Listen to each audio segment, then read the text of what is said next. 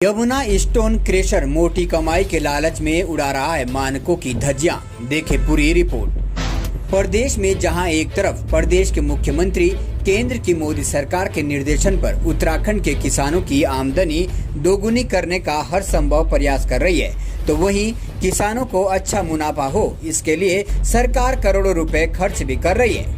लेकिन वहीं दूसरी ओर तहसील विकासनगर क्षेत्र के ढकरानी में संचालित स्टोन क्रेशर मोदी सरकार व उत्तराखंड सरकार की इस मंशा पर पानी फेरने का काम कर रही है। आपको बता दें कि यमुना स्टोन क्रेशर नामक से ढकरानी क्रेशर जोन में एक स्टोन क्रेशर प्लांट लगाया जा रहा है, जिसमें मशीनों को स्थापित करने का कार्य चल रहा है और साथ ही स्टोन क्रेशर प्लांट पर अभी सरकार द्वारा निर्धारित मानक भी पूरे नहीं किए गए हैं। लेकिन हैरत की बात यह है कि इस सब के बावजूद भी संबंधित विभागों ने उक्त क्रेशर प्लांट को अनापत्ति प्रमाण पत्र भी दे दिया है और खनन विभाग ने भी मानसून सत्र को देखते हुए उक्त क्रेशर प्लांट के संचालन के लिए सभी सरकारी आदेशों और ठेंगा दिखाते हुए और मानकों की धज्जियां उड़ाते हुए उक्त क्रेशर प्लांट का पोर्टल खोल दिया है। इसी का फायदा उठाते हुए क्रेशर प्लांट पर मिली हुई अनुमति से अधिक खनिज सामग्री अवैध रूप से सीधे यमुना नदी से लाकर चट लगा दिए गए हैं। सूत्रों की अगर माने तो रात के अंधेरे में ट्रैक्टर ट्रॉली की मदद से यमुना नदी से खनिज सामग्री लाकर प्लांट पर इकट्ठा की जाती है और एडवांस में इधर उधर से रॉयल्टी का भी जुगाड़ कर लिया जाता है। बता दें कि इस स्टोन क्रेशर में सारा कार्य मानकों के विरुद्ध किया जा रहा है, जिसके कारण स्टोन क्रेशर में चल रही मशीनरी द्वारा उड़ने वाली धूल किसानों की खेती को भी बर्बाद कर रही है। वहीं किसानों की खेती बंजर होने की कगार पर है। आप तस्वीरों में देख सकते हैं, इस स्टोन क्रेशर से निकलने वाला गंदा पानी सीधे किसानों की खेती में होते हुए नदी में मिल रहा है, जिससे पानी में रहने वाले जलीय जीवों की जान पर भी खतरा मंडरा रहा है।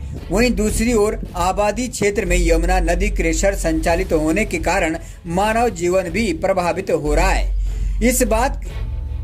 वहीं बात करें इस क्षेत्र की, तो इस स्टोन क्रेशर से निकलने वाले बड़े बड़े खनन से भरे ओवरलोड वाहन सरकार के द्वारा बनाई गई करोड़ों रुपए की लागत से बनी सड़कों को भी क्षति पहुंचाने का काम कर रहे हैं। ऐसे में सवाल उठता है कि आखिर पचवादून क्षेत्र के जिम्मेदार विभाग आखिर कहां चैन की नींद सो रहे हैं? आखिर क्यों पर्यावरण विभाग इस ओर ध्यान नहीं दे रहा है?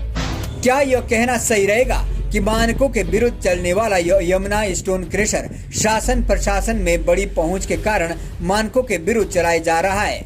इसका खुलासा तो जांच एजेंसी ही कर सकती है। लेकिन फिलहाल किसानों की खेती व मानव जीवन के साथ साथ जलीय जीवों का भी जीवन खतरे में पड़ चुका है। वहीं कुछ यमुना स्टोन क्रेशर प्लांट मालिक मानकों के विरुद्ध क्रेशरों का संचालन कर लोगों का जीवन खतरे में डालकर मौजूदा सरकार की भी छवि को धूमिल कर रहे हैं। अब यहाँ सवाल यह उठता है कि जब उक्त क्रेशर प्लांट का कार्य अभी पूरा भी नहीं हो पाया है, तो खनन विभाग ने किस आधार पर उक्त क्रेशर प्लांट का पोर्टल खोल दिया है?